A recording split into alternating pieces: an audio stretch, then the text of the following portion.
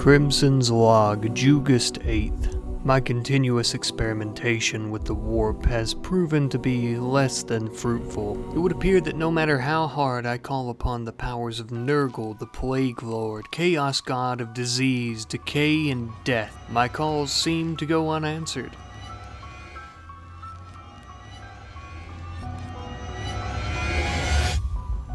Ugh, yet another mistake to unleash upon this planet. I do often wonder though, if I were to have the right host perhaps, this may go quite differently. Said host will almost definitely not come willingly, but that shouldn't be an issue.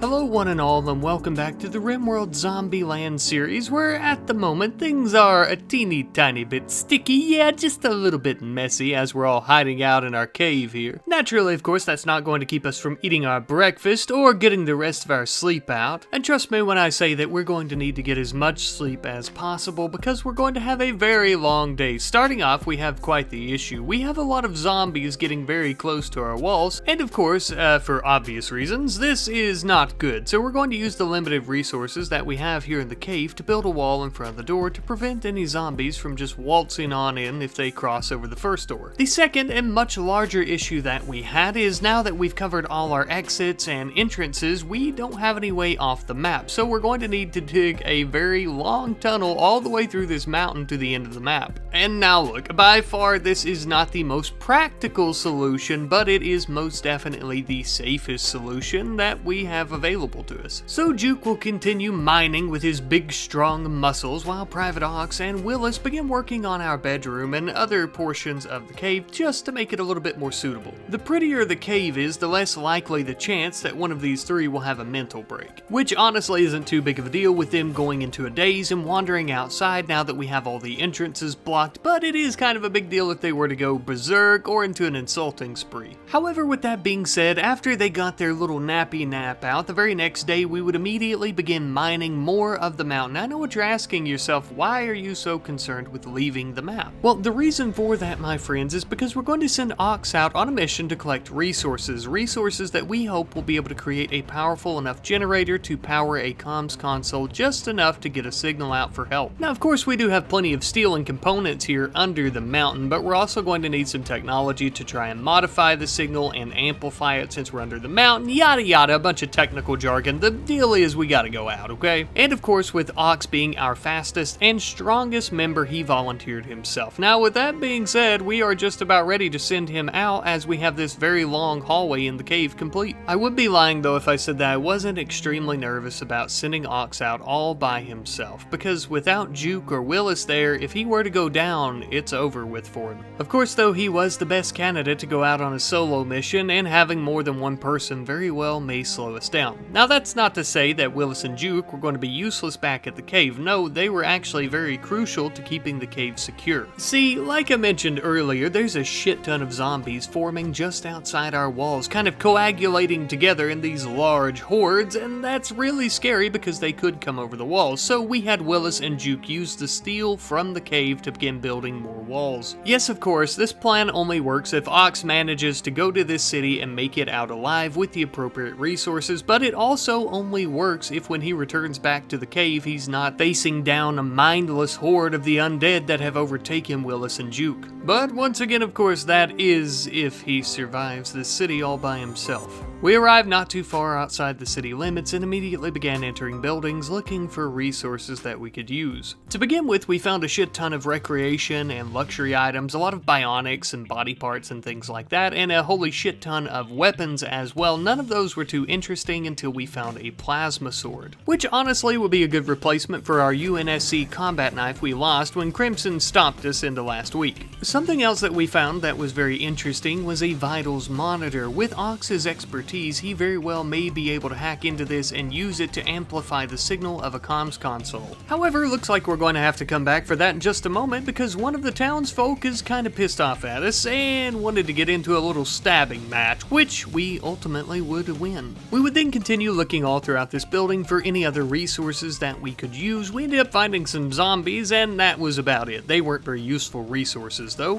What we're really looking for is chem fuel for a generator. We specifically need a chem fuel generator because chem fuel is a more efficient fuel, thus we will receive a more efficient signal to send out. We're also going to take this monitor with us, yoink. Then it's time for us to move on in the name and in the search of some yummy, tasty, burnable chem fuel, which was actually a lot harder to find than I had anticipated throughout the city. It is very possible that the citizens and guards and soldiers and whatnot used up the remaining chem fuel to power their turrets and whatnot, but I do see a lot of lights on in some of these buildings, so I'm going to doubt that's the case. But unfortunately, yet again, we are being attacked by yet another civilian or soldier or something. Anyhow, we're going to stab them to death. There we are. Eventually though, after searching all throughout the night, I finally found a wooden shack here with chem fuel in it. The only problem, it was stuffed to the brim with zombies. So I immediately took our melta gun and started flambasting one of the wooden walls to destroy it, and that way the zombies would come out, we could run to the side and try to sneak in, but unfortunately this plan didn't work either. However, as we were fighting the zombies that were running out and just basically trying to keep Ox alive as best we could, we ran to the south section of the building where we would run in, and there was chem fuel there with no zombies. There was quite a bit less of it here, so we won't be able to run our comms console for long, but hey, it's chem fuel. We burst through another one of the walls and began trying to make our way out of this damn city. And as you could imagine, by this point during the night, the city was filled with massive hordes of the undead that were very relentless, and they wouldn't stop coming, no matter how many times we shot them right in the head with our melta gun. Luckily though, thank God, we finally made it out of the city alive and unharmed for the most part and began making our way back to the cave. Meanwhile, back at the cave, Juke was mining his little heart out at some compacted machinery so we could get plenty of components for our comms console as well as the generator. By this point as well, we had already mined out a shit ton of steel from the lower section of the cave, so we were finally ready to build said generator, and it turned out alright. However, unfortunately though, it didn't help anything that we had to keep expending resources to build more walls as the zombies kept tearing, ripping, and shredding through the ones we currently have. Which in turn, of course, means we're going to have to continue mining steel to build more walls to keep the zombies at bay. But even after we send out our distress signal, we're going to have to keep building these walls until help arrives. So long story short, we're going to need a shit ton of steel, but it would appear that Ox has finally returned home and his mission was a success. Truthfully though, even returning back alive from a mission nowadays on this planet is a victory in its own right. Regardless though, we hooked up our vitals monitor to the generator and began working on the comms console. Once we had the comms console built, we ended up syncing it up with the vitals monitor. Don't ask me how we did it or what it does, but it should help us out with the signal of the distress call. We then fueled up the generator and we were ready to go.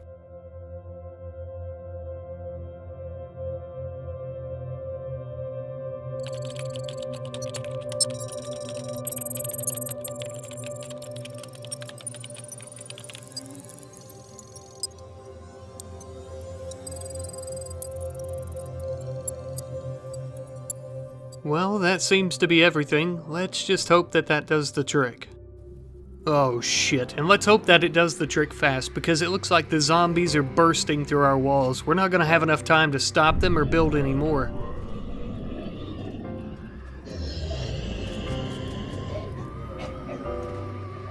We did, however, manage to make it to our rooms just before they got a hold of us. But unfortunately, they're just outside those doors. I'm not going to lie to you, I really didn't know what to do in this situation. There was no way out except through them. But unfortunately, they would burst through and we had no chance.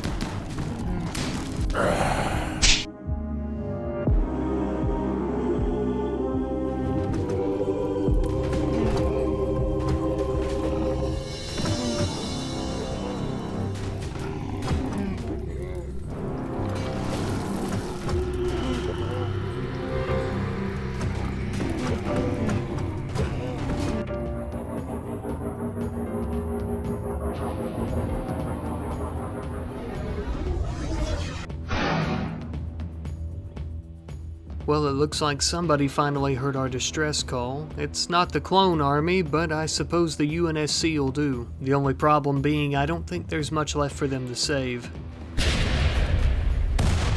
Well, it looks like they mean business. I didn't expect our distress signal to be met with such seriousness from the UNSC of all people, but I suppose they're just happy to help us? Or I suppose it's possible that they're looking for someone, and I'm not talking about what's left of Willis lying there on the ground. No, I believe they may be looking for Private Ox. Unfortunately, however, Corporal Haley saw no sign of Ox within, and Willis is too badly injured to explain anything to us at this moment. Even so, though, it would seem that he is our best lead at finding the Private.